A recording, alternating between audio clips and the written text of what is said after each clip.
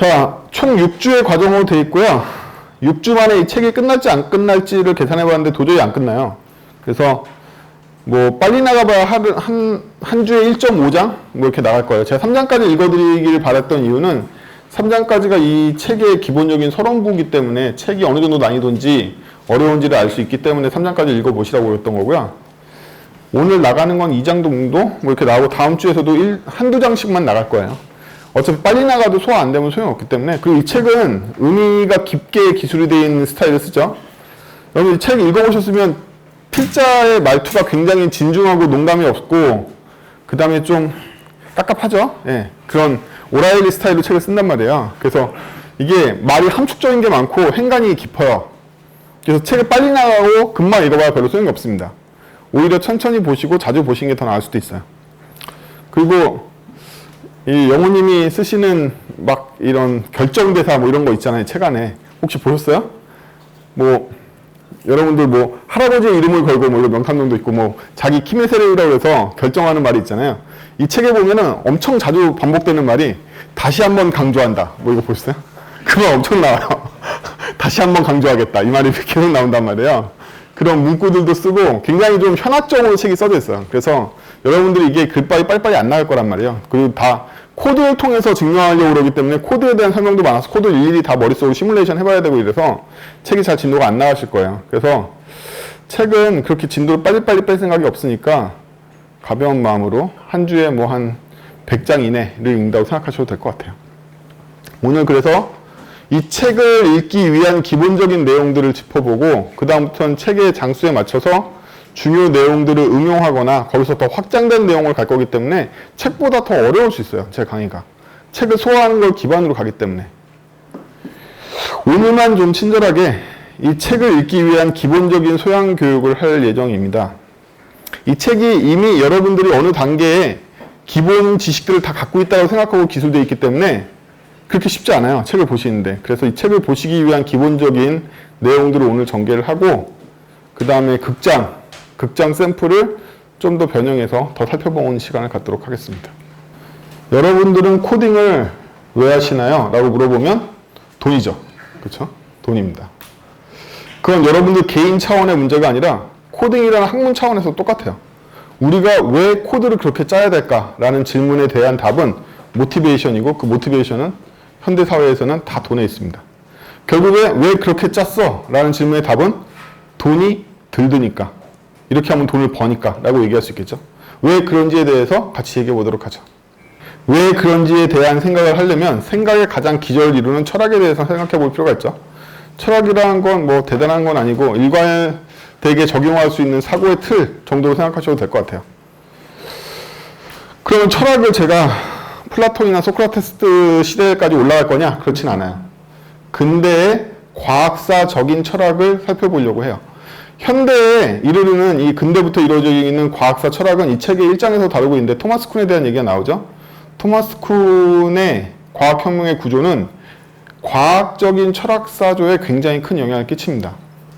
거기까지만 나와 있잖아요, 이 책이. 사실 그렇게만 생각하면 안 되는 여러 가지가 있기 때문에 거기부터 짚어보는 걸로 하고 그게 어떻게 해서 현재 서구 문명과 프로그래밍에 영향을 끼치는지 지루하지만 조금 얘기하도록 할게요. 자, 우리가 철학적인 구조를 이해했다고 해서 실제로 그게 우리가 무엇을 하는데 직접적인 영향을 끼친다고 볼 수는 없어요. 그래서 우리가 실질적으로 머릿속에서 철학을 베이스로 하는 그 윗단계의 프레임이 필요합니다. 그럼 이걸 제가 생각해낼 필요는 없고요. 켄트베리 아저씨의 구현 패턴이라는 책의 처음 부분을 보면 생각하는 코드의 틀로서 세 가지를 제시합니다. 그래서 가치라는 것과 원칙 그리고 패턴이라는 걸 제시합니다. 근데 패턴이라는 건 결국 가치하고 원칙이 있는 것 위에서 사용되다 보면 반복되는 것이기 때문에 그거보다는 위의 단계에 가치와 원칙이 있다고 볼 수 있겠죠. 그래서 이 가치와 원칙을 베이스로 해서 반복되는 어떠한 유형이 나오면 이걸 패턴이라고 부른다 라고 아저씨가 얘기를 해요. 켄트베리 아저씨라고 되게 위대한 아키텍처가 막 죽은 사람 아니죠. 그 아저씨도 똑같이 알고리즘 시험 보고 지금 페이스북에 다니고 있습니다. 그쵸? 전설의 아키텍처도 얄짤 없어요. 여러분들 알고리즘 공부 항상 하세요. 짤없습니다. 예. 켄트베리라고 봐주는 거 없어요. 페이스북 입사할 때 똑같이 알고리즘 시험 보고 들어갔습니다. 근데 이 세 가지 외에도 X 오리엔티드라는 이 책에서 얘기하는 패러다임에 가까운 어떠한 유형의 사고의 틀들이 존재를 해요. 그쵸? 그래서 우리가 배우게 되는 객체 지향도 오브젝트 오리엔티드죠. 그쵸? 리액티브라는 프로그래밍 지향도 있고 함수형이라는 것도 있고 여러 가지 패러다임들에 해당되는 오리엔티드라고 부르는 프레임워크들이 있어요. 이걸 어떻게 적용하냐에 따라서 패턴도 전혀 달라지겠죠. 예. 여러분들이 함수형 프로그래밍을 한다면 디자인 패턴, 고프의 디자인 패턴을 적용하진 않을 거란 말이에요. 그쵸? 그래서 이러한 모양의 계층적인 사고의 틀을 이용해서 프로그램을 왜 짰니를 설명하려는 시도를 해보는 거죠. 자, 그러면 철학적인 사조에서 보면 이 책에도 나와 있는 토마스 쿨의 과학혁명의 구조에 주장하고 있는 건 뭐냐면 과학이라는 건 절대적인 진리가 아니라는 거죠. 상대적이라는 거예요. 그 동네 사람들이 그렇게 믿으면 그렇다는 거죠. 천동설을 다 같이 믿으면 천동설인 거고 지동설을 다 같이 믿고 있으면 지동설인 거예요. 진리는 아무도 모르는 거죠. 따라서 현재 우리가 추구하고 있는 과학은 딱히 그렇게 종교와 다르지 않다라는 관점도 돼요.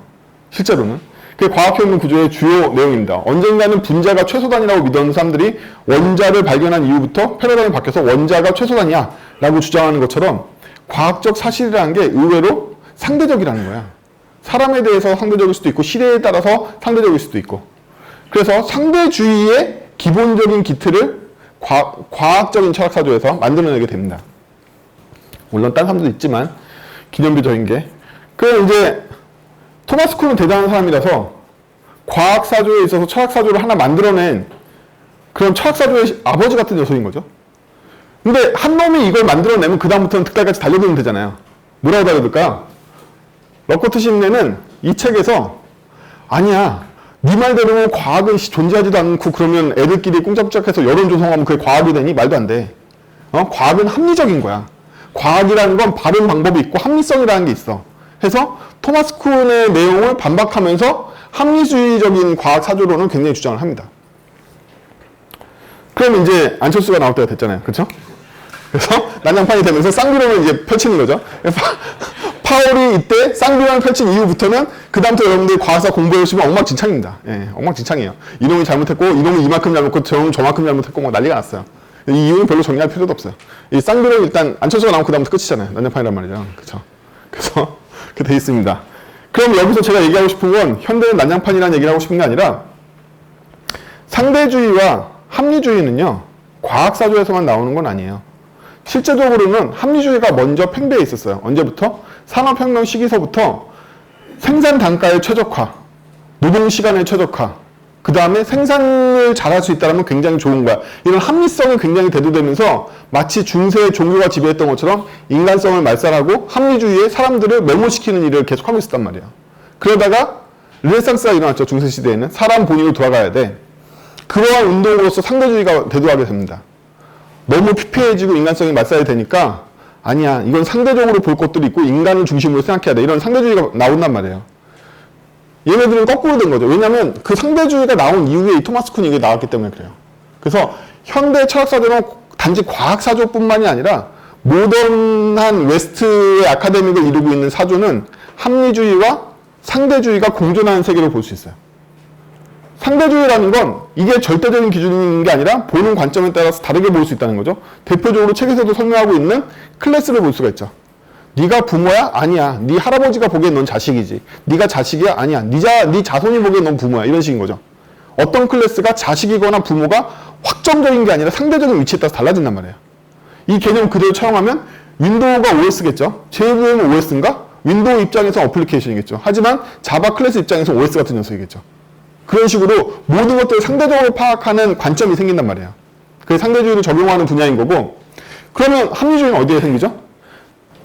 이분이 뚱뚱한가요? 라고 물어보면 상대주의적으로 말할 수 있겠죠. 누구보다는 뚱뚱해. 누구보다는 뚱뚱하잖아.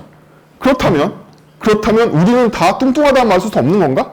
아니죠. 그래서 BMI 기준도 있는 거고 우리나라 국민 표준 체중이라는 것도 있는 거고. 그렇죠?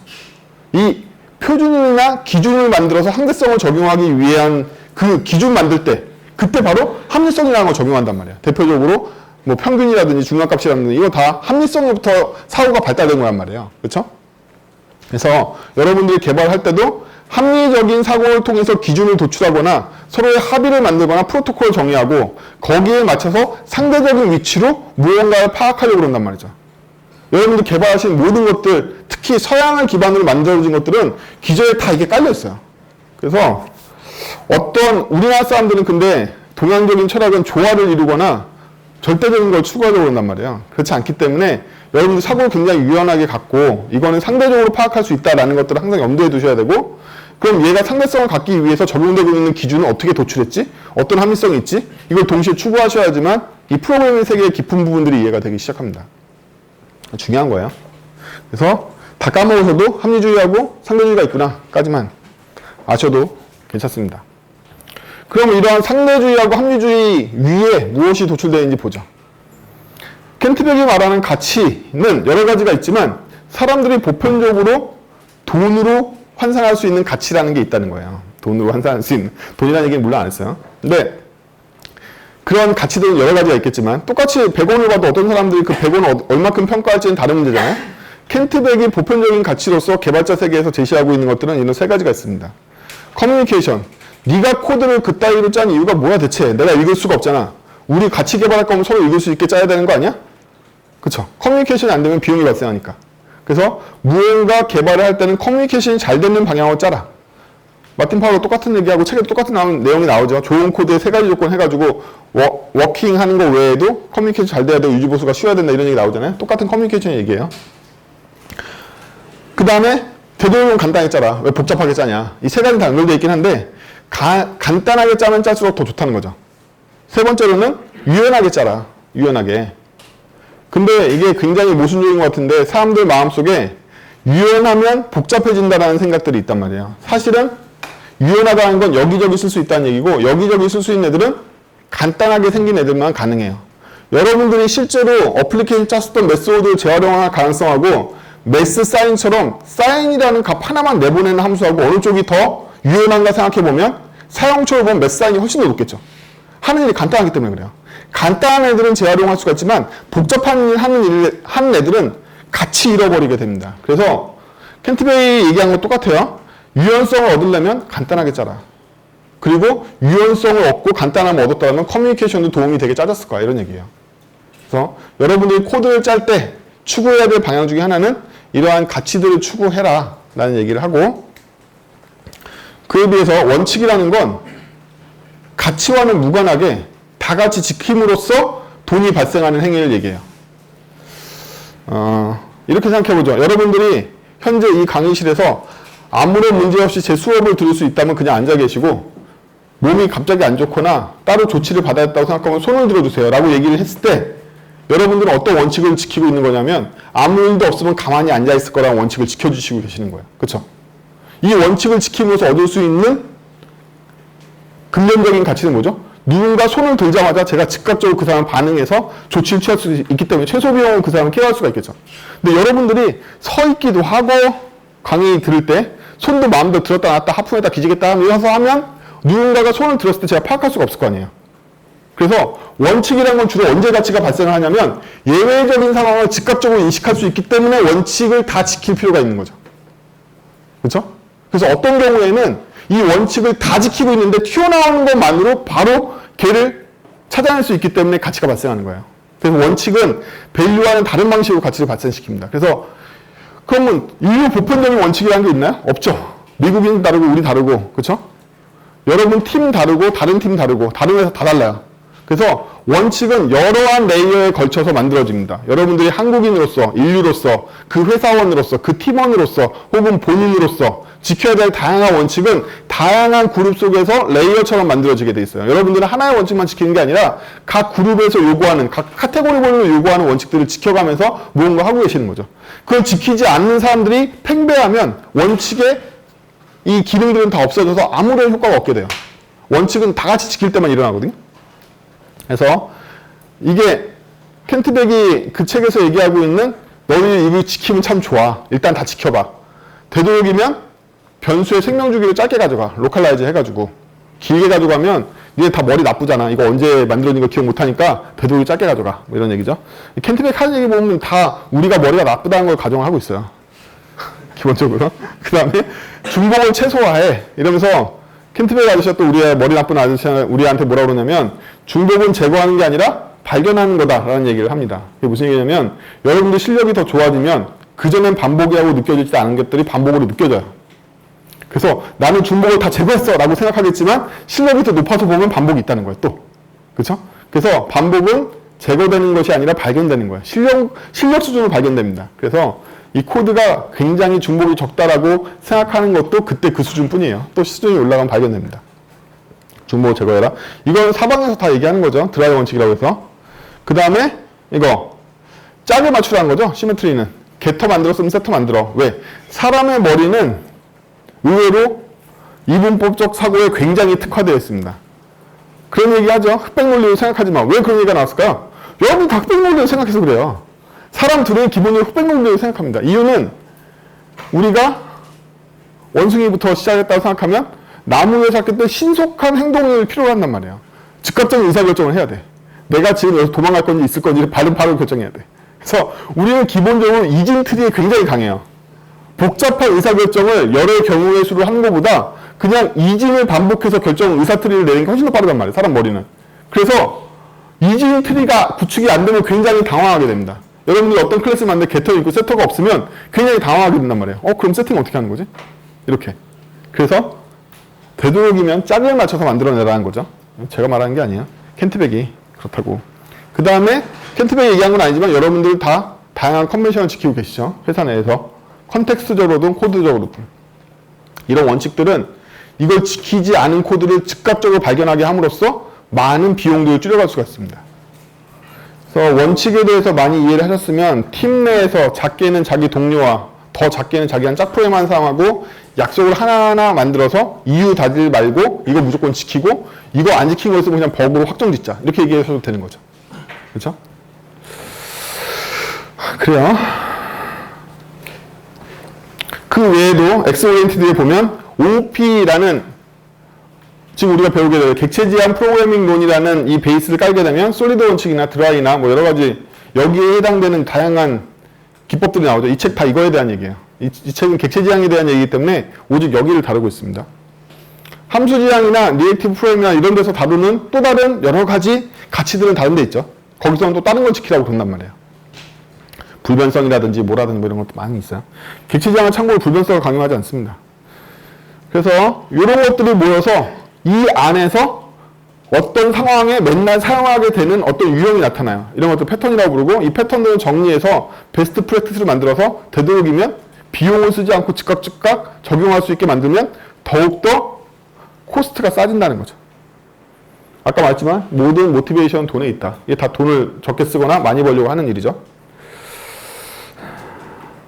근데 왜 그게 돈을 적게 쓰냐 많이 버냐는 의외로 이 책에도 별로 안 나왔고 여기도 별로 안 나와 있는데 미국 같은 나라들은 소프트웨어 산업에 대해서 생산성 협회나 이런 데서 계속 생산성을 측정하고 있습니다.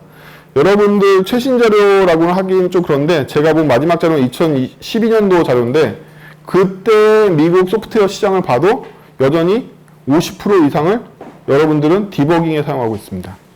코드를 작성한 건 25%밖에 안 돼요. 실제적으로. 그러면 우리 100% 인건비 사업에 살고 있죠? 그쵸? IT는 100% 인건비 사업이에요. 사람 인력으로 다 하기 때문에. 그럼 사람의 시간 이퀄 돈과 정확하게 일치합니다. 즉 IT 환경에서 돈을 적게 썼다는 얘기는 시간을 적게 썼다는 얘기와 정확하게 동일하단 말이에요. 인건비가. 시설이 중심인 공장이나 이런 데서는 사람의 시간을 절반을 줄였다고 비용의 절반을 줄인 일은 안 생기죠. 근데 저희는 100% 인건비 사업이라서 사람의 시간을 줄이면 그냥 비용이 반 줄어서 수익이 2배로 늘어나는 거예요.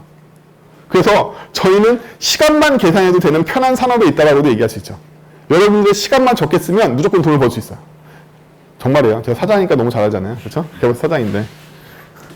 그러면 제가 측정해봐도 마찬가지인데 어떤 개발자한테 개발을 시키면 이 사람이 코드 짜는 시간은 전체 100시간 중에 25시간도 안 쓴단 말이에요. 실제적으로. 나머지 75시간은 다 뭐 하는 거죠? 끙끙대면서 디버깅하거나 추가 요청 사항이 오거나 변경 사항이 오면 고치는데 다시 다 만들기도 하고 갈아엎기도 하고 뭐 이래야 되는 일들이 생기는 거죠. 어떻게 해서? 맨날 욕해. 요구사항을 왜 바꿨냐고. 그 요구사항 바꾼 고객도 욕하고 그걸 받아온 PM도 욕하고 아무튼 다 욕하는 게 일상일 거 아니야. 그 다음에 맨날 밤새. 하지만 진실은 뭐죠? 본인이 만든 코드가 유연하지도 않고 견고하지도 않고 격리되어 있지도 않기 때문인 거죠. 그렇죠? 실은 그래요. 예. 그래서 요즘은 안 그래도 애자일 시대고 계속 마일스톤이 반복되고 여러분 맨날 스크럼 짜가지고 고생하고 있는데 이 시대에서는 코드가 계속 유연하게 받아줄 수 있도록 설계를 튼튼히 해서 코드의 품질을 높이는 것만이 살 길이죠. 안 그러면 조그만 돌멩이 하나만 떠들어줘도 감당할 수 없으니까 다 무너뜨리고 다시 새로 만든단 말이에요. 맨날 밤새는 거죠. 그렇죠? 근데 이게 더욱더 과거와 달리 요구사항이 정해져서 오는 일이 점점 없어지고 있습니다. 요구사항이 대충 어떻게 하죠? 카카오 택시 같은 거 하나 만들어주세요. 뭐 이렇게 온단 말이에요. 진짜요. 제가 받는 안건들 다 그렇게 옵니다. 페이스북 같은 건데요. 거기에 교육용 프로그램 일단 거 맨날 온단 말이에요. 뭔지도 몰라. 자기도 몰라. 이게 뭔지. 그렇죠? 그런데 그 요구사항이 정리돼서 확정일 리가 있겠어요? 첫 달 맞는 거, 둘째 달 맞는 거, 셋째 달 맞는 거 보여줄 때마다 요구사항이 달라지는데? 그때마다 다시 다 갈아엎고 맞는 거 없어지려고 또 만들어? 납기는 정해져 있잖아요. 이게 잔인한 시장 아니겠어요? 그렇죠? 지는 요구사항을 안 정했지만 납기 완료일은 정해져 있단 말이에요. 그렇죠? 그러면 이 엉망진창의 요구사항들이 바뀔 때마다 이것들을 합쳐서 납기의 완성되게 만들어야 돼. 그 얘기는 뭐냐면 요구사항이 바뀔 때 뒤집어쓰고 다시 만들지 않았다는 얘기죠. 그걸 받아줄 수 있게 만들었다는 얘기잖아요. 어떻게가 바로 이 책의 주제입니다. 이 책의 주제예요. 어떻게에 대해서 정답을 한마디로 말씀드리자면 변화율에 따른 격리의 성공에서라고 얘기할 수 있어요. 이미 정답은 나와 있죠. 어떤 모듈이 어떠한 변화율을 갖느냐에 따라서 격리되어 있기 때문이라고 얘기할 수 있어요. 어떤 요구사항은 일주일마다 바뀔 가능성이 있어. 근데 얘는 일주일마다 바뀌어도 괜찮게 격리가 돼 있어. 어떤 요구사항은 한 달에 한 번씩 바뀔 가능성이 있어. 얘는 한 달에 한 번씩 바뀔 수 있게 격리가 돼 있어. 이렇게 짤 수만 있다라면 여러분들은 요구사항이 왔을 때 딱 요구사항만 추가하거나 수긍해주면 나머지 프로그램에 여파가 오지 않을 거예요. 왜? 격리했으니까. 여러분들 프로그램이 격리에 실패했다면 이 여파가 작은 퍼져서 모든 곳에 회귀 테스트를 일으키고 버그를 일으키겠죠. 그렇죠? 나중에는 복잡성 폭발이라는 걸로 프로그램 자체를 파괴하게 돼요. 답은 나와 있어. 격리를 하면 돼. 변화에 따른 격리에 성공하면 돼. 하지만 어떻게 하지? 에 대한 방법론으로 객체지향 진영에서 제시하는 유일한 한 가지 방법이 있습니다. 그게 바로 여러분들이 쭉 배우시게 될 역할 모델이에요. 아직까지 객체지향 진영에서는 역할 모델 외에 엔터프라이즈 규모나 복잡한 규모의 어떠한 도메인을 격리시킬 수 있는 수단을 찾아내지 못했어요. 만약에 여러분들이 역할 모델을 사용하지 않고 로직을 격리하는 방법론을 찾아내신다면 당장 뭐라도 받으실 거예요. 네, 컴퓨터 업계의 모든 상을 다 받으실 수 있어요. 아직 이 업계는 객체지향 방법론에 대해서 역할 모델 외에 격리할 수단을 찾아내지 못했다. 그래서 지금 여러분들이 배우시는 것도 역할 모델을 통한 로직의 격리라고 한마디로 줄일 수 있어요. 그게 어려운 거죠. 그간의 경험을 생각해보면 빠르신 분들은 3년, 좀 보통이신 분들은 5년, 안 되신 분들은 그 이후에도 안 되지만 그래서 여러분들에게 제가 얘기하고 싶은 건 역할 모델을 이해해서 프로그램을 격리하는 방법을 익히는 순간부터가 진짜로 OOP 세계의 입장권을 끊으신 순간이에요. 그 전까지는 입장권을 아직 안 끊으신 거예요. 밖에서 돌고 있는 노가다 처리맨인 거예요. 실제로 객체지향 세계에 입문하시려면 역할 모델로 내가 엔티티를 나누고 객체들을 설계할 수 있어 라는 감이 생기시면 그게 완성이 아니라 이 책을 마스터하시면 티켓을 끊으신 데 성공하신 거예요. 이제 입장하실 수 있게 되는 거죠. 그래서 이 책은 여러분들이 바른 OOP 개발자의 프로 개발자의 세계로 입문하는 티켓을 끊어줄 수 있게끔 도와주는 책입니다. 역할 모델이라는 걸 이해하려면 추상화에 대해서 이해를 해야 됩니다. 1시간만 되나? 추상화에 대해서 이해를 하는 건 굉장히 어려운 일이기 때문에 추상화를 다시 개념적으로 풀어서 살펴보는 시간을 갖도록 하죠. 사실은 이 책 전체가 추상화에 대한 얘기니까 추상화에 대해서 이해를 논리적으로 할 필요가 있어요. 추상화에 대한 대표적인 기법은요, 일반화라는 게 있습니다. 제너럴라이제이션이죠. 사실 이건 수학에서 온 개념이에요. 두 번째로는 연관화라는 게 있습니다. 내가 다 못하니까 얘한테 맡겨야지. 나의 일부는 제 거야. 뭐 이런 거죠. 여러분도 항상 그런 연관화를 사용합니다. 어떤 모델을 할 때 연관화를 사용하는데 연관화를 사용하면 굉장히 좋은 점이 있어요. 내가 한 번에 모든 복잡한 걸 사용하지 않고 띄어내서 이건 제 거니까 나는 신경 안 써도 돼. 라는 식으로 위임이 가능하게 돼요. 그래서 연관화라는 추상을 굉장히 많이 사용하고요. 일반화는 수학을 생각하시면 돼요. 제가 여러분한테 2와 8과 16의 공통점은 뭐예요? 이러면 여러 가지 생각하시죠. 그 공통점. 함수로 정리하려고 하시죠. 그쵸? 2의 배수, 짝수로 정리하시든지 아니면 2의 승수로 정리하시든지 그 머리가 결국엔 현상 세 개를 하나의 뭘로? 일반화로 묶는데 성공하신 거죠. 그쵸? 그게 바로 일반화라는 추상화 방법이에요. 현상이 다양한데 이 현상을 하나로 설명할 수 있는 방법이 추상화란 말이에요. 방금 봤던 일반화라는 건 현상들에 대해서 공통점이나 어떠한 현상을 설명할 수 있는 공식을 만들어서 얘를 나머지 현상들에 적용할 수 있게끔 만들어내는 거죠. 그렇죠? 그에 비해서 연관하는 얘는 통으로 보면 굉장히 복잡한 녀석인데 얘가 아버지일 때, 얘가 학생일 때 빼고 사원일 때만 보면 단순한 녀석이 이렇게 볼 수 있다는 거죠. 그렇죠? 연관하네요.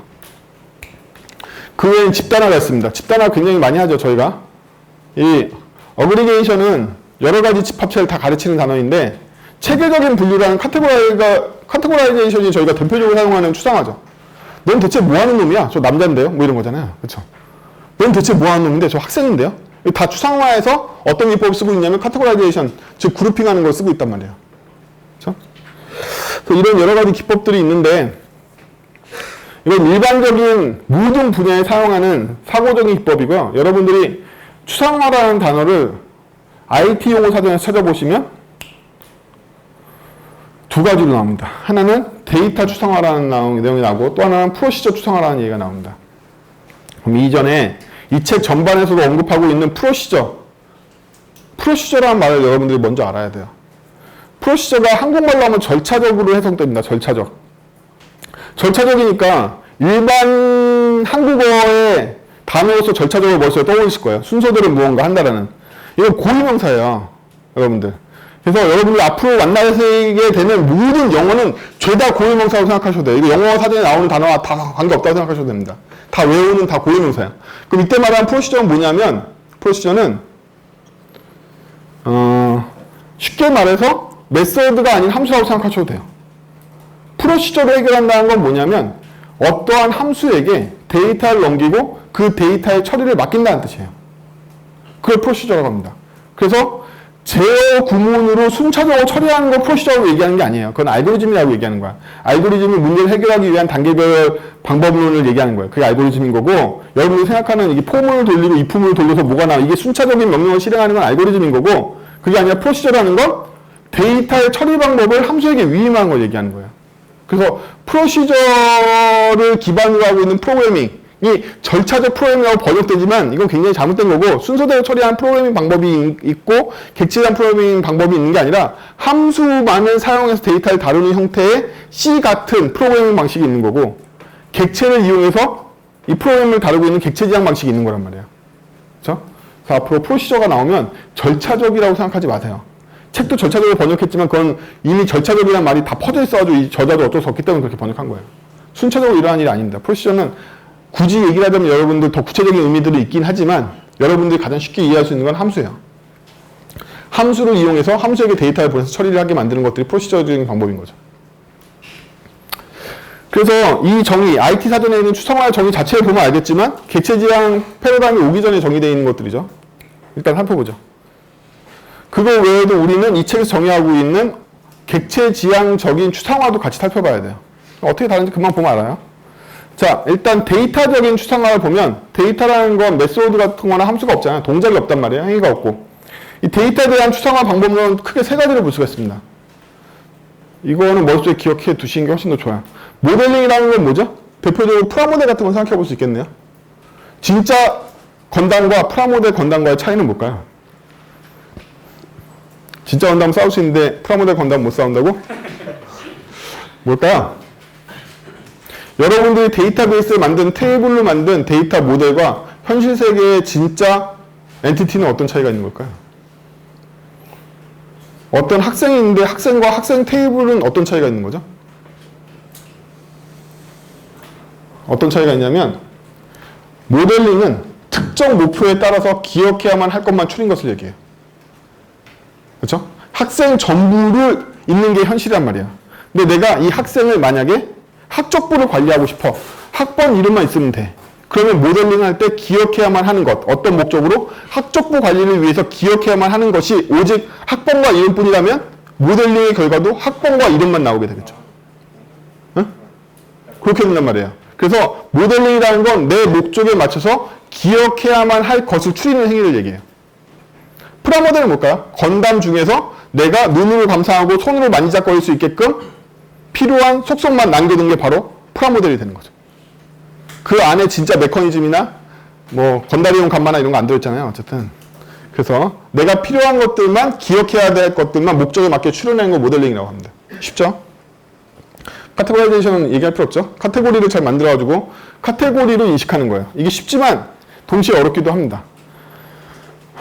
카테고리에 따라서 여러분들의 속성이 변한다고 생각하시면 어려운 얘기인 것 같지만 거꾸로 생각해 볼까요? 저는 아빠이자 사장이자 개발자이자 뭐 여러 가지 이자를 갖고 있잖아요. 여러분도 마찬가지고. 그러면 제가 카테고리상 여러 개의 카테고리에 소속되어 있는데 회사에서 만약에 아빠나 오빠 역할을 수행하려고 그러면 어떻게 되죠? 성추행을 당하거나 아니면 고소를 당하겠죠. 저는 다중역할적인 존재지만 해당 역할을 어떤 카테고리에서 적용하냐에 따라서 바르게 작동할 수도 있고 나쁘게 작동할 수도 있습니다. 그렇죠? 그렇기 때문에 이 카테고리에 대한 분류가 오히려 객체지향에 있는 여러 가지 카테고리 이론에 접합하게 돼요. 나중에. 그에 비해서 그룹핑은 그냥 모아두는 거예요. 그냥 모아둬요. 그냥 모아둔다는 게 물론 그냥이라는 게 마냥 그냥은 아니고 여러분들은 제가 S83 기수로 묶을 수 있잖아요. 여러분들은 대체 무슨 공통점이 있길래 이 수업에 같이 참가한다는 건 알겠어. 그거 왜 공통점이 없지만 제가 그룹으로 묶은 거잖아요. 그래서 굉장히 위크하거나 의미가 없는 것들일지라 할지라도 묶어놓는 거죠. 이게 바로 유한집합의 기본적인 개념이에요. 수학에서는 이 유한집합으로 여러분들을 초등학교 때 발전을 시킵니다. 무슨 얘기냐면 처음에 대수체계를 가르치죠. 자연수라든지 정수라든지 유리수라든지 무리수라든지 분수라든지 걸 가르치는데 그 다음번에 뭐가 있죠? 집합을 가르쳐요. 처음 배운 집합은 뭘까요? 유한 집합인 거야. 그냥 집합 속에다 2나 7이나 8이나 이렇게 넣어가지고 하나의 집합이야. A집합과 B집합이 있어. 그 다음에 집합연산 가르치죠. 집합연산은 IT기를 넘어오면 부울린 대수로 바뀌어요. 그 다음에 뭐 하죠? 집합을 무작위로 만들지 않고 공식을 통해서 만들려고 그러는 거죠. 공식을 통해서 만들어지는 집합이 함수 또는 수열 이런 것들인 거죠. 그렇죠? 결국 함수라는 건 규칙성 있는 집합을 표현하는 일반화 방법론인 거예요. 왜 수학 얘기를 하고 있지? 어쨌든 이 그룹핑은 굉장히 강력한 체계입니다. 이 추상화를 할 때 어떤 집단은 어떤 식으로 묶냐에 따라서 굉장히 강력한 집합으로 이 데이터 추상화가 된단 말이에요. 그렇죠? 데이터를 적용하는 주요 세 가지 추상화 방법은 이 세 가지예요. 여러분들이 데이터를 추상화할 때 이 세 가지 방법 외에 그 외에 다른 것들 적용하는 경우는 거의 없기 때문에 외워두시는 게 훨씬 좋아요. 이거 함수라고 했죠? 그냥 여러분들 편하게 함수라고 생각하세요. 함수인 경우에 사용할 수 있는 방법은 수학적 함수와 마찬가지니까 일반화된 방법을 사용하면 사용할수록 함수를 여러 개 만들 필요가 없는 거죠. 그렇죠? 여러분들이 케이스에 맞는 함수 20개를 만들었다 아니면 그 20개의 함수의 공통점을 찾아내서 함수를 10개를 줄이는 데 성공할 수도 있겠죠. 문제는 뭐죠? 이 일반화 기법의 문제점은 뭘까요? 이 책으로 따져보면 이 책에서는 공통된 역할들을 찾아가고 하나의 인터페이스를 묶는 데 성공하고 있잖아요. 그렇죠? 극점포 예매 시스템을 보면 여러 가지 케이스를 묶어서 하나의 역할로 줄여가지고 인터페이스 하나를 정의하는 데 성공하고 있잖아요.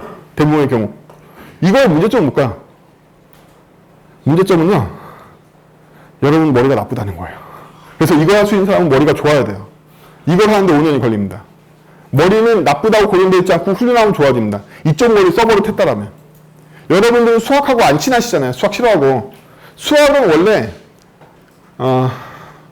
구상화를 펼치는 학문이 아니라 사물들을 모아서 일반화를 추구하는 학문이란 말이에요. 나중에 여러분 대수론을 배우면 대수는 연산에 대해서 집합하고 정의를 한단 말이에요. 예를 들면 정수는 나눗셈에 대해서 닫혀있지 않아. 왜? 정수는 정수는 정수가 아니니까. 뭐 이런 식으로 정의를 한단 말이에요. 쉽게 설명을 하자면. 그렇죠? 일반화되어 있는 방법에 접근하려면 보다 복잡한 세상의 것들의 공통점을 추려내는 데 성공해야 돼요.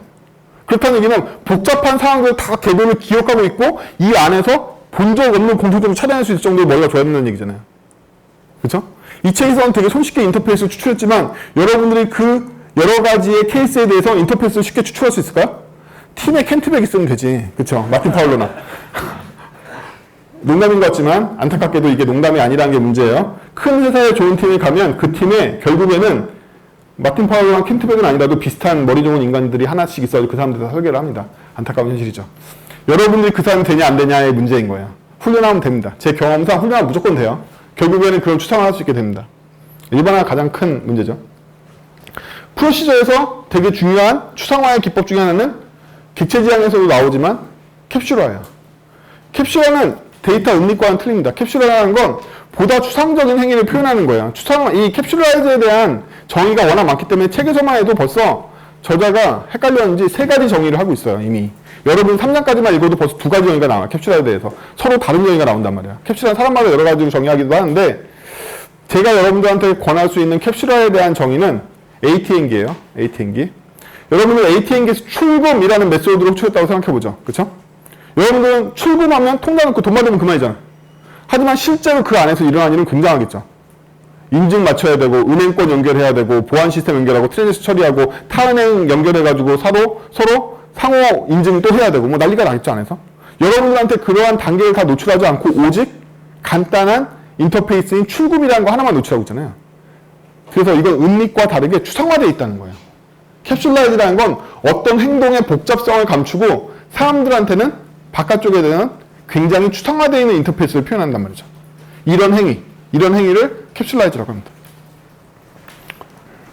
캡슐라이즈를 하지 않으면 복잡성이 노출되겠죠.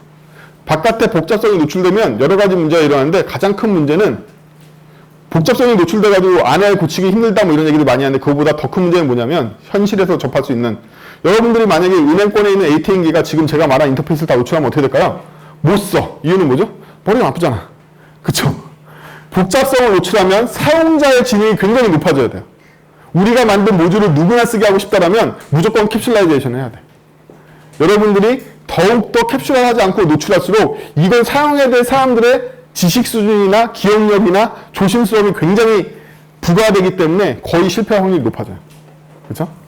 그래서 캡슐라이즈에 실패하면 일반적으로 클래스를 컴파일할 땐 가능하지만 이걸 사용하는 어플리케이션 만들 때 뭔가 다 에러나 절차에서 에러가 나든지 사용 방법이 틀렸든지 뭐였든지 그러면 캡슐라이즈를 할 생각을 하지 않고 여러분들은 어떻게 하죠? 미친 베스트 프랙티스를 이렇게 주소고 달아놓죠. 이렇게 쓰는 거야 뭐 이러면서 어차피 망가집니다. 캡슐라이즈를 잘 하셔야 돼요. 무조건. 그럼 지금까지 함수의 세계와 데이터 모델링 이거 완전 RDB 세계 같은 녀석이죠. 이런 것도 알아봤는데 객체지향에서는 어떤 방법을 쓰냐? 많죠. 이건 제가 머릿속에 떠오른 걸 쓴 게 아니라 UML에서 클래스 다이어그램을 그릴 때 사용하실 수 있는 클래스 간의 연결관계를 표현하는 방법이에요. UML에서 이 정도를 제시하고 있습니다. 이건 일반화한 거야. 인터페이스를 표현하거나 추상 클래스를 표현할 때 일반화했다고 얘기를 하죠. 거기서부터 파생되어 있는 구상 클래스를 만들 때 리얼라이제이션을 했다고 얘기를 해요. 구성화를 했다고. 그 외에 함수의 인자로 받거나 뭐 부분적으로 얘를 참조를 해야만 해. 그런 경우에 디펜던시라는 표현을 쓰죠. 근데 얘는 나의 영혼이야. 나의 친구야. 단짝이야. 즉 필드 같은 데 정의되어 있는 디펜던시 같은 경우에는 어소시에이션이라고 씁니다. 이거는 임시적으로 어떤 메소드가 인자받을 때 걔를 알아야만 돼서 쓰는 거라면 얘는 그렇지 않은 거죠. 얘는 영혼에 각이 있는 친구인 거예요. 그 외에 여러 가지 어그리게이션이나 있죠. 다 해당되는 거죠. 객체지향에서는 이 두 개의 방법론을 다 모아서 쓰기 때문에 모든 추상화 기법을 다 사용합니다. 추상화 지옥인 거죠. 이 책에서 여러분들이 요구하는 추상화 기법은 현존하는 모든 추상화 기법을 다 요구하고 있어요. 그래서 머리가 나쁜 우리들에게 굉장히 어렵다. 객체지향 프로그램이 어려운 이유는 역할 모델을 사용하기 때문이고 역할 모델을 위한 추상화 기법은 모든 추상화 기법을 다 동원하는데 그 중에 일반화를 가장 대표적으로 쓴다는 것도 문제야. 이게 가장 머리가 많이 필요하다고 그랬죠?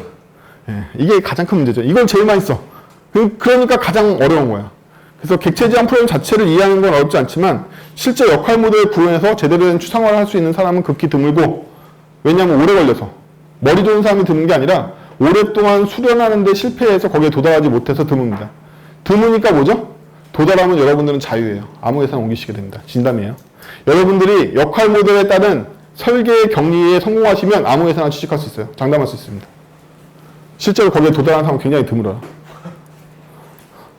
즉, 이 책을 마스터해서 여러분들의 비즈니스 도메인에 진짜로 적용할 수 있다면 여러분들은 이미 뭐 부장급, 실장급 이런 거 아닌 이상은 회사를 자유롭게 고르실 수 있어요. 그리고 이 책을 읽기 위해서 기본적으로 타이밍에 대한 얘기가 나오기 때문에 타이밍 얘기를 할 거예요. 타이밍까지 얘기한 다음에 잠깐 쉬죠.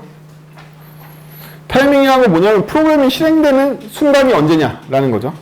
여기에도 똑같이 추상화 기법을 적용하기 때문에 몇 시 몇 분 이렇게 정의한 게 아니라 어떤 시간대라는 추상화적인 기법으로 이걸 정의하게 됩니다. 타이밍에 대해서 좀 얘기를 할 거예요. 일단 프로그램이 뭐라고 생각하세요? 여러분이 짜신 코드가 프로그램일까요? 컴파일한 클래스 파일인 프로그램일까요? 언제부터 프로그램인 거죠? 언제부터 프로그램이 아니고? 프로그램은 메모리에 적재돼서 실행될 때부터 프로그램이에요. 그래서 파일로 존재할 때까지는 파일일 뿐이죠. 프로그램이 아니라. 프로그램 반드시 실행하기 위해서 메모리에 적재돼서 실행되기 시작할 때부터 프로그램입니다. 그러한 의미로 프로그램을 쓰고 있는 거예요. 광범위한 의미가 아니라 진짜 프로그램의 의미로 쓰는 거고, 이 프로그램이 언제 어떤 식으로 생명주기를 갖고 실행되는지에 대해서 타이밍을 보자는 거예요. 그럼 여러분들은 일단 코드를 작성하시죠. 그쵸? 그러고 나면 머신랭귀지로 뭔가 바꿉니다. 그러고 나면 파일로 변환해서 연구 보존을 하려고 시도를 하죠. 그 다음에 얘를 메모리에 적재하게 됩니다. 마지막으로 실행하게 되죠. 그쵸? 여러분들 프로그램의 생명주기는 간단하게 보면 이래요. 그 이후부터는 여기만 반복하는 거죠. 로드, 런, 로드, 런. 그쵸? 마지막으로 프로그램은 종료되는 거죠. 런 하다가. 종료 안 되는 서버를 원하시겠지만 그런 일은 없고 종료됐는데 터미네이트 되는 거고요. 그래서 우리가 컴파일 단계 이전에도 코드 품질을 위해서 코드를 계속 지속적으로 감시하는 린트라는 단계를 사용할 수 있죠. 그래서 프로그램을 작성할 때 린트 타임이라는 얘기를 합니다.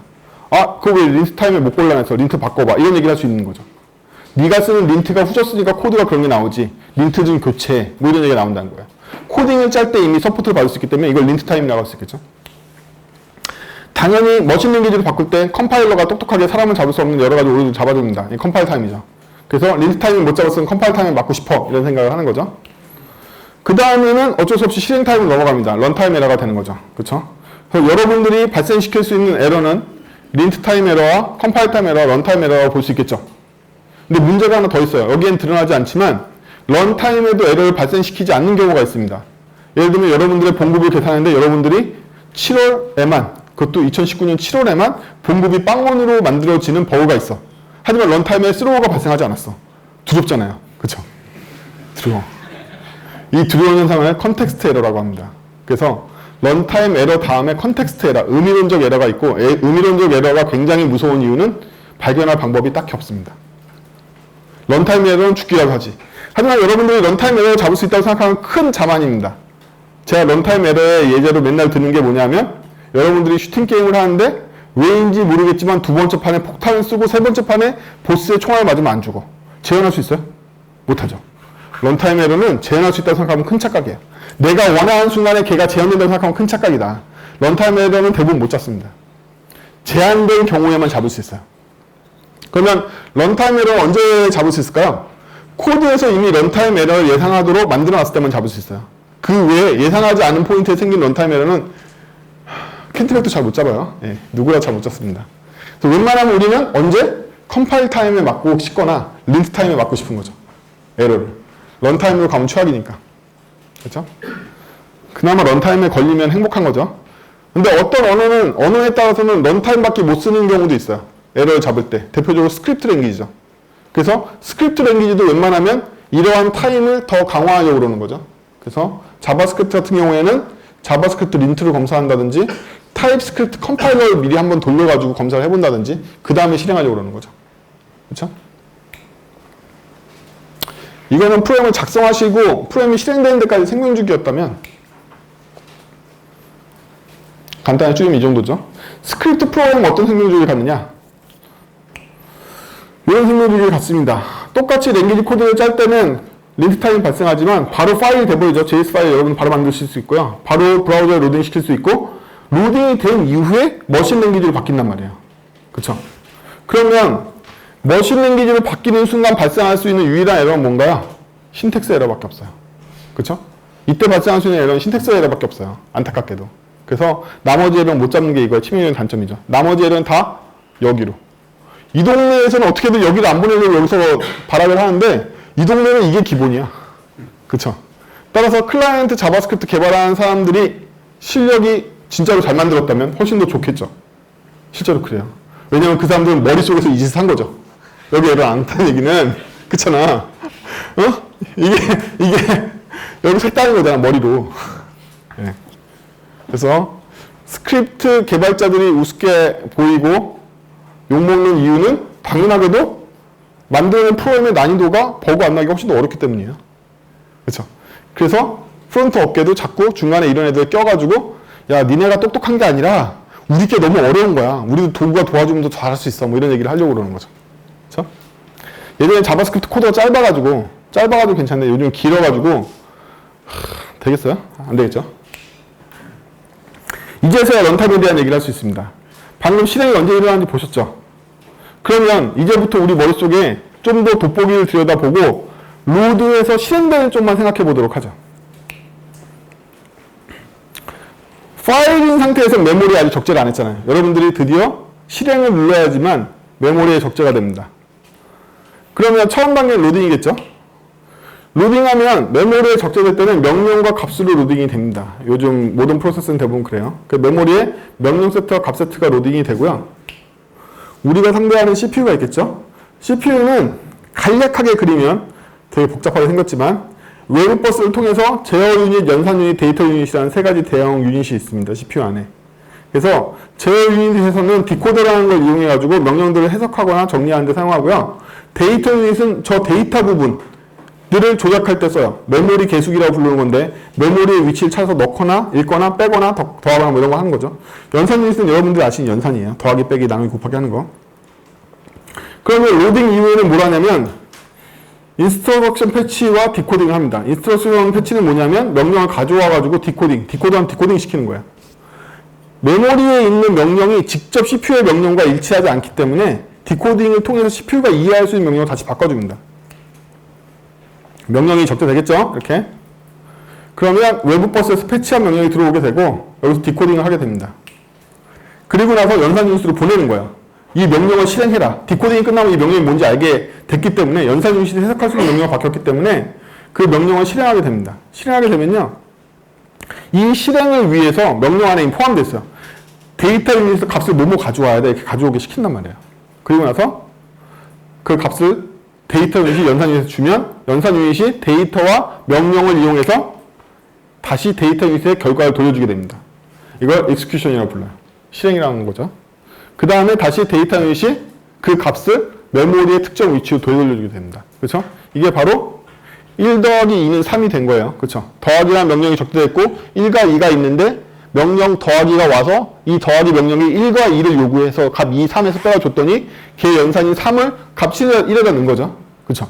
이렇게 생각하면 어셈블러가 당연한 거야. 그렇게 생긴 게. 나중에 어셈블러 보시면 그냥 다 이해가 돼. 이렇게 생겼으니까.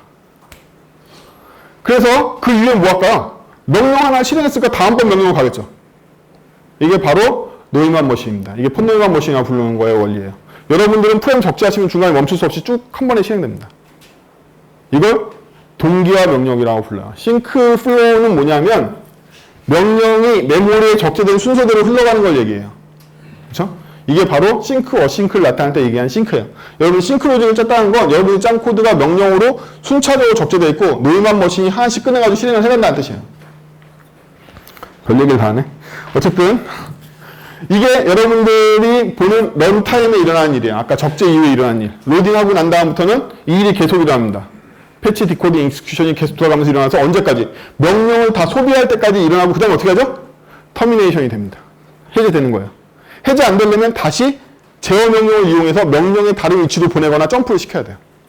그렇지 않으면 끝까지 도달하면 이 명령이 해지되고 프로그램은 종결되는 거예요. 이렇게 간단해요. 이게 프로그램입니다. 이게 바로 프로그램인 거예요. 얘가. 메모리에 적재된 얘네들이 바로 프로그램인 거예요.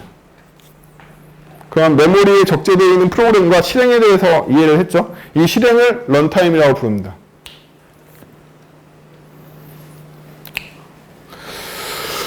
그러면 아까 말했던 코드의 생명주기랑 비교해 생각해보자. 로딩을 해서 패치하고 디코딩하고 익스큐션을 도는 게 런타임이라고 그랬잖아요. 근데 최초의 로딩 과정이라는 게 있어요. 프로그램들은. 현대 프로그램들이 다 똑같은 형태를 따르는 건 아니지만 C가 대표적으로 이렇게 작동하는데 Essential Differential Loading이라는 타임이 같습니다. 일단 메모리에 적재가 되면 최초에 뭘 하냐면 이 프로그램을 구동하기 위한 기초적인 정의부터 로딩을 시켜요. 메모리에서. 예를 들면 기저에 있는 프린트 함수라든지 콘솔이라든지 이런 것도 쭉 로딩을 시킨단 말이에요. 그쵸? 이것도 프로그램 안에 여러분들은 안 만들었지만 컴파일러가 포함시켜져 있단 말이에요. 그 안에. 여러분들이 안 짰어도 기저에 있는 정의들을 먼저 로딩하도록 프로그램이 짜져 있습니다. 그 다음번에는 V테이블 매핑이라는 걸 해요. 여러분들은 코드에서 변수를 썼지만 잘 생각해보세요. 코드는 텍스트 조각일 뿐인 거고 컴파일러는 컴파일러 파일 만드는 애예요. 그럼 여러분들이 변수를 썼을 때 그 변수란 메모리 공간이 현재 실존하지 않는 거죠. 근데 어떻게 작동하는 거지? 코드 컴파일러 어떻게 시켰을까? 내가 A라는 변수를 선언해도 메모리를 쓴 적이 없는데 어떻게 A 변수가 바뀌는 걸 추적해서 컴파일 했냐는 거야. 그건 뭐냐면 이 A한테 가상의 메모리가 있다라면으로 컴파일을 해준 거죠. 그래서 A가 갖고 있는 가상의 메모리 컴파일되어 있는 상태에 맞춰서 V테이블, Variable Stable이라는 게 나와서 이 변수가 어떤 가상 메모리를 갖고 있는지를 표로 만들어 둔단 말이야. 근데 이 시점은 뭐냐면 로딩이 됐으니까 제가 진짜 메모리를 갖고 있는 상태죠. 따라서 가상 메모리를 진짜 메모리 주소랑 매핑해가지고 바꿔줘 버려요. 그래서 제일 처음에 일어나는 게 V테이블 매핑이 일어나서 아까까지는 가상 주소, A의 가상 주소였던 게 진짜 적재된 메모리 주소로 바뀌는 일이 일어난단 말이에요. 그 다음에 실행됩니다. 여러분들의 코드가. 왜냐하면 이제 A 변수에 가상 메모리가 아니라 진짜 메모리를 얻었으니까 이제 실행할 수 있게 된 거죠. 그렇죠? 그렇지만 실행한 이후에도 모든 랭귀지는 끝나지 않아요. 여러분들은 실행 이후에도 뭘 적재할 수 있다? 런타임 로딩을 통해서 클래스의 정의나 함수의 정의 등 더 많은 정의를 로딩할 수 있습니다.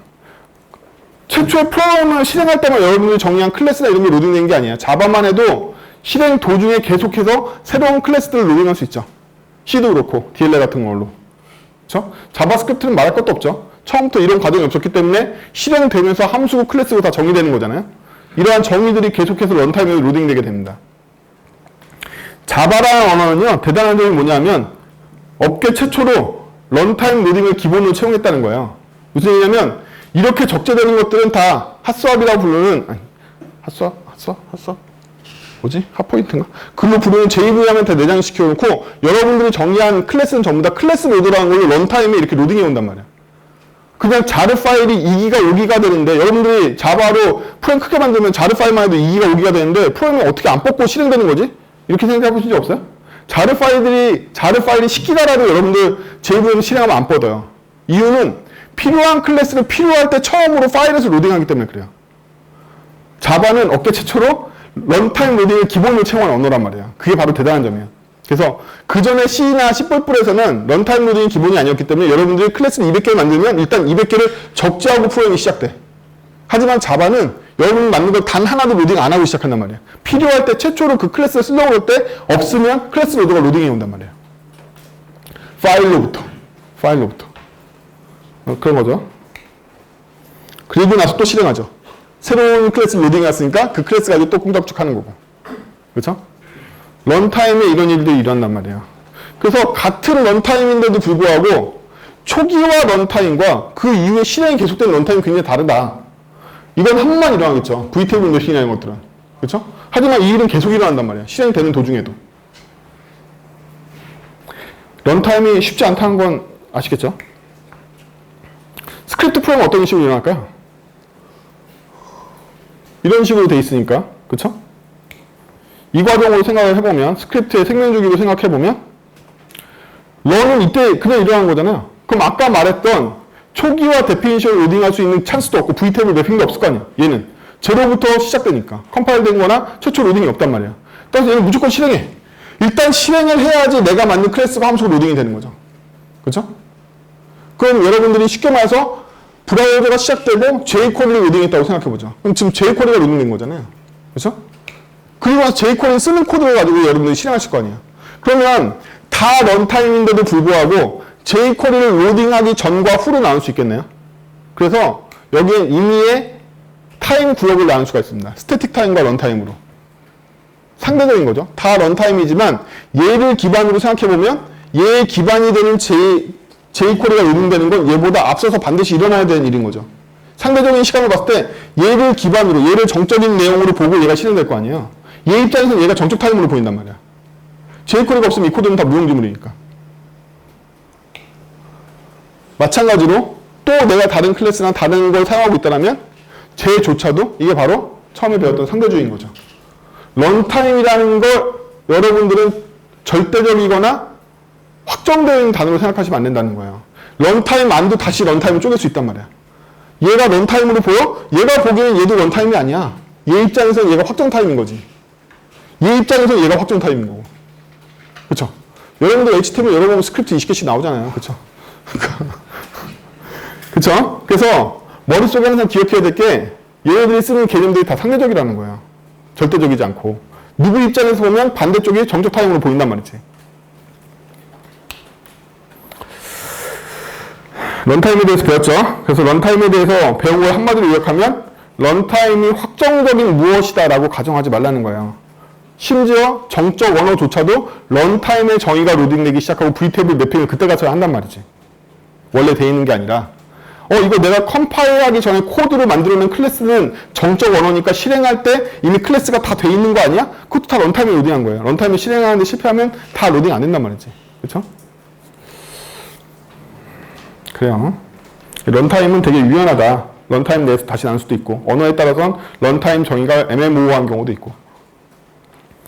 자, 이제 포인트 오브 포인트를 달 건데 메모리를 다루는 데 있어서 여러분들이 반드시 하나만 기억해야 되는 기법이 있다면 포인트 오브 포인트예요.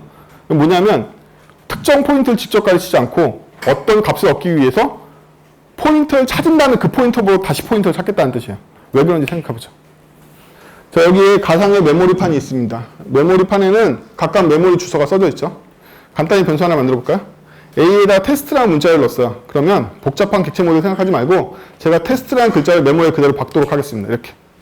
그래서 11번부터 시작해서 14번까지 테스트라는 값을 제가 넣었죠. 그렇죠? 그러면 A의 주소는 11번이라고 할 수 있을 거예요. 그냥 C의 표기를 쓸게요. A의 주소는 11번이라고 할 수 있습니다. 그래서 변수의 두 가지 속성인 변수 안의 값과 변수의 메모리를 나타낼 수 있는 방법을 찾았다고 생각해보죠. 그럼 A 안에 있는 값은 테스트지만 A의 주소는 그 시작 위치인 11번이라고 생각할 수 있을 거예요. 그럼 네 개를 차지하는 건 어떻게 알았죠? 이 변수의 길이를 알 수 있는 거네요. 이제서야 여러분들이 자바의 int나 bool 같은 기본형들이 뭘 의미하는지 알게 됐죠. 메모리에서 얼마큼 차지할지를 나타내주는 길이를 나타내는 녀석인 거죠. 기본적으로 C에서 메모리 타입들은 다 메모리에서 차지해야 될 길이를 나타내고 포인터는 첫 번째 위치를 가르치게 됩니다. 그 데이터형의 처음의 시작인 거예요. 그 데이터형이라고 부르는 거야. 데이터가 얼마나 길게 가져야 되는지를 나타내기 위해서 만들어진 거죠. 근데 그건 중요치 않고 B라는 변수가 A의 주소를 갖도록 해보죠. 그럼 B는 26번에 있는 11번이라는 값을 갖게 됩니다. 저 11은 제가 그냥 똑같이 표기했지만 그냥 값이 아니라 주소의 값이라고 생각을 해두죠. 그렇죠? A가 11번이었기 때문에 B 안에 11번이라는 주소값이 들어있는 거죠. 여기까지는 다 아시는 내용이잖아요. 쉽습니다. 근데 B의 주소가 가리키는 값을 찾아보면 테스트다라고 얘기할 수 있겠죠. 11번을 따라가서 봤더니 그 안에 테스트가 있네 이렇게. 그렇죠? 여러분들이 되게 싫어하는 C 포인터의 기본이죠. 근데 제가 그걸 얘기하고 싶은 건 아니고 저건 그냥 잡설이고 중요한 건 이겁니다. C하고 D가 B랑 똑같은 값을 갖도록 만든다면 아마도 이렇게 만들어질 거예요. 그렇죠? B 안에 들어있는 건 값이 아니라 주소기 때문에 C와 D에 복사될 것도 B의 값이 아니라 주소값인 11들이 그대로 복사가 돼서 얘네들은 다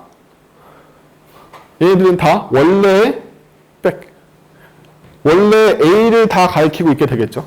그렇죠? 이 시점을 잘 보세요. 이 코드를 잘 보세요. B가 A를 가리켰는데 C와 D도 B를 가리키고 있죠. 그렇죠? 그거 덕분에 얘네들은 다 같이 A를 가리키고 있는 상태입니다. 근데 B가 배신을 때린다고 생각을 해보죠. 이렇게. 여기 K라는 녀석이 28번에 ABC라는 녀석을 갖고 있는데 B가 배신을 때리고 K로 가버렸어요. 그럼 어떤 일이 일어나는 거죠? 구체적으로? B는 배신 때려서 K를 가리키고 있는데 C와 D는 여전히 A를 가리키고 있죠. 이게 뭐가 어려워? 뭐가 문제라고 생각하는지 발견하셨어요? 이 중에서? 지금 위에 있는 것 중에 뭐가 모순인가요? 이게 모순인 거죠. C와 D는 B라며. 근데 왜 K를 안 가리키고 A를 가리키고 있어? B는 이미 갈아탔는데 왜 C와 D는 못 갈아탔는데? 라는 거죠. 그쵸? 변화에 따라오지 못하고 잔존하고 있는 거잖아요. B는 이미 배신대로 갔는데 C와 D는 따라가지 못한 거죠. 그럼 이거는 문제냐? 문제가 심각하죠. 왜? C와 D는 여전히 철석같이 뭘 믿고 있다? 나는 B랑 똑같은 놈이야 라고 써있잖아요. 그쵸? 나는 B랑 똑같은 놈이야 라고 철석같이 믿고 있지 않겠어요? C와 D는? 누가? C와 D라는 변수가 믿고 있는 게 아니라 C와 D를 바라보는 여러분들의 눈이 그렇게 믿고 있을 거 아니에요. 여러분들이 믿고 있단 말이야. 이미 이 B를 살포한 녀석은 B를 딴 걸로 가르쳤는데 이 C를 바라보는 여러분들은 철석같이 믿으면서 이 C도 B고 이 D도 B야 이러면서 개발할 거 아니에요. 그러니까 다 망가진단 말이야. B가 배신을 때리는 순간. 이거를 바로 참조의 전파라고 부릅니다. 참조는 한 번 만들어서 노출되면 무조건 전파돼서 이런 일을 일으켜요. 그러면 무서워서 B를 건들 수 없게 되는 거죠. 이걸 건들면 다 망가지고 이 여파를 예측할 수 없으니까. 이게 바로 직접 참조의 문제예요. 직접 참조를 하면 사실 불변값을 유지하지 않고 바꾸는 순간 모든 게 망가진다. 이미 전파가 돼버렸기 때문이죠. 그렇죠? 얘 B를 외부에 노출하지 않았다라는 근데도 바꿀 수 있을 거예요. 근데 B가 한 번이라도 노출됐으면 끝장인 거죠. 이 철석같이 믿고 있는 여러분들이 다 망가뜨릴 거잖아요. 프로그램. 그렇죠? 다 망가집니다. 이 문제 어떻게 해야 될까요? 이 문제. 항상 문제는 사람이 일으키는 거예요. 사람이 나의 C와 D는 B와 똑같을 거야 이렇게 믿고 있기 때문에 일어나는 거죠. 시차에 대한 문제가 일어나는 거. 처음에 B가 배신 때리기 전까지 프로그램이 잘 일어나다가 어떤 이벤트를 통해서 B가 배신 때리자마자 프로그램 다 망가진단 말이야. 공범이 머릿속에 떠올려봐. 여러분들이 다 일으킨 버그죠. 그쵸? 여러분들이 일으킨 버그 대다수가 이거예요. 네, 다 이겁니다. 다 여러분들이 객체 생성 시점, 세터 시점에 어떤 레퍼런스를 받아와서 나의 변수에 잡아놓고 얘를 계속 돌리고 있는 프로그램 만들어서 그 안에 뭘 가정하고 있냐면 내가 받아온 레퍼런스를 절대로 안 변했었겠지? 이렇게 생각하는 거에서부터 모든 문제가 일어난단 말이에요. 응? 그래서 이 문제를 해결할 수 있는 유일한 방법은 포인트를 직접 참조하는 거죠. 이제 B는 오브젝트 value와 V라는 키를 갖는 오브젝트를 하나 만들었어요. value라는 키는 A를 가리키고 있고 V라는 키는 그냥 3이라는 값을 넣었어요. 그래서 이게 바로 B인 거죠, 이제. 01번에 B가 새로 탄생했는데 얘는 흰 메모리를 가리키고 있는 어떤 녀석일 텐데 이 흰 메모리에 있는 녀석이 하나는 A를 가리키고 있고 하나는 16번을 가리키고 있을 거 아니에요. 그쵸? 너무 많이 생각했나? 생각 안 했죠? 오케이. 그래서 B의 보라색 value라는 녀석은 여기 존재하고 있죠. 11번 가리키고 있는 9번. 예? 또 B의 V라는 녀석은 여기 3이라는 값을 놓고서 이 두 개를 모아서 얘가 갖고 있는 거잖아요. 이 포인터가 이 두 개의 포인터를 가리키고 있을 거란 말이에요. 이 안에서. 그러면 제가 C와 D를 B를 가리키게 한다면 이 C는 아마도 이제는 01번을 가리키는 녀석이 될 거란 말이에요. B를 가리켜야 되니까. 그쵸? 그쵸? 그러면 C와 D가 다 01번을 가리키는 애들인데 얘네들이 어떤 일을 일어나는지 보죠. B라는 변수는 지금 26번에서 01번을 가리키고 있는데 얘는 힙 메모리에 생성된데 제가 힙을 따로 안 만들고 그냥 이 메모리 안에서 만든 객체고 B가 이 힙 메모리에 있는 애를 가리키고 있으니까 01번을 가르치는데 이 B를 색깔로 제가 다 구분했으니까 B를 C와 D가 가리켰기 때문에 다 똑같이 01번을 가르친단 말이에요. 그럼 아까 우리가 했던 배신을 때려보자는 거예요. 배신 K를 때리면 얘가 11번을 가리키고 있던 게 다음 페이지가 있나? 다음 가봐. 백. 여기 가봐. 이거 숫자가, 여기. 제가 여기서 B.value를 K로 바꾸면 여기가 28로 바뀌는 거잖아요. 그쵸? 여기가 11번을 가리키고 있다가 얘가 28번으로 바뀌는 거잖아요. 근데 얘네 둘은 여전히 얘를 가리키고 있잖아요. 그렇기 때문에 얘도 얘를 통해서 여기 접근할 테고 얘도 여기를 통해서 여기 접근하고 쟤도 저기를 통해서 여기 접근하기 때문에 다 똑같이 B를 가리키고 있단 말이에요. 그래서 우리는 value 값을 중간에 바꿔도 나머지 참조 애들한테 문제를 일으키지 않잖아요. 이게 유일한 방법인 거야. 중간에 우리가 참조 값을 바꾸려면 참조를 직접 참조하지 않고 뭘로? 점을 통해서 포인터를 참조하는 수밖에 없다는 거야. 응? 언제? 런타임에. 이걸 부를 때마다 이 포인터를 계산하고 다시 점을 통해서 이 포인터를 계산하는 식으로 한 번 더 포인터 연산 비용을 지불하는 것으로써 런타임의 레퍼런스를 바꿔도 동일한 레퍼런스를 가리킬 수 있는 장치를 만들 수가 있다는 거예요. 이거의 대가는 뭐죠? 아까는 직접 메모리를 가리켰는데 지금은 쿠션 메모리를 가리켜서 다시 거기서 메모리를 찾아 들어가야 된다는 게 바로 단점이죠. 응? 안 어렵다고 해줘. 안 어렵죠? 아까는 직접 메모리를 참고했기 때문에 걔를 레퍼런스 3년이 다 문제에 빠진다. 지금은 직접 메모리를 참고하지 않고 얘가 여기에 다시 쿠션칠 메모리를 갖고 있어서 딴 애들이 그 쿠션칠 메모리를 갖고 있기 때문에 실제 값은 그 안에 있는 포인터를 바꿨기 때문에 딴 애들도 그 값에 접근하기 위해서는 얘를 통해서 얘를 계산했기 때문인 거죠. 얘는 마음대로 바꿀 수 있는 거야. 얘가 고정되어 있는 이상은. 이 원리가 바로 객체지향의 인터페이스를 정의하면 그 함수가 구상 클래스에 있는 메소드를 호출할 수 있는 원리이자 링크드 리스트 원리이자 데코레이션 패턴의 원리이자 모든 것들의 다 원리가 이거인 거예요. 참조의 참조, 런타임에 점을 통해서 다시 한번 참조를 찾겠다는 이 원리가 결국엔 연쇄되면 링크드 리스트가 되는 거고 연쇄되면 데코레이션 패턴이 되는 거고 연쇄되면 체인 오브 리스판시빌리티가 되는 거고 그냥 써도 언어가 내부적으로 참조의 참조를 통해서 추상 클래스의 메소드로 참 구상 클래스의 메소드로 연결해 주는 거고 다 직접 참조를 하지 않고 위에 참조를 통해서 아래를 내려오기 때문에 그런 거란 말이지. 이게 다 런타임에 걔를 교체할 수 있는 파워의 근간인 거예요. 참조를 직접 잡지 않고 다시 쿠션실 참조를 잡고 실제 접근할 때는 런타임에 점이라는 비용을 한 번 더 치러서 이렇게 계산하게 만드는 거. 이거를 동적 바인딩이라고 이 책에서는 표현하고 있지만 포인터의 포인터인 거예요. 이게 바로 이거 하나입니다. 여러분들이 참조 시스템에서 꼭 기억해야 될 게 바로 이 참조예요. 참조. 그래서 우리는 직접 참조를 되도록이면 지향하고 참조의 참조 기법을 쓰는 게 런타임 변경에 안전하다는 사실을 깨달을 수가 있었단 말이에요. 그래서 객체지향에서는 값을 사용하지 않고 참조를 쓰는 거예요. 모든 곳에. 왜? 런타임에 얘를 28번, 11번을 바꾸는 유연성을 얻기 위해서는 직접 참조해서 그 메모를 가리키면 전파됐을 때 문제가 생기기 때문에 얘를 감싸는 다른 포인터를 가리키게 하고 싶어. 그러니까 다 객체가 될 수밖에 없는 거야. 객체 안에 값이 될 수밖에 없는 거야. 객체 지향에서는 이걸 지향해요. 응? 이게 책에서 어렵게 얘기하고 있는 동적 바인딩의 실체인 거예요. 이 원리가.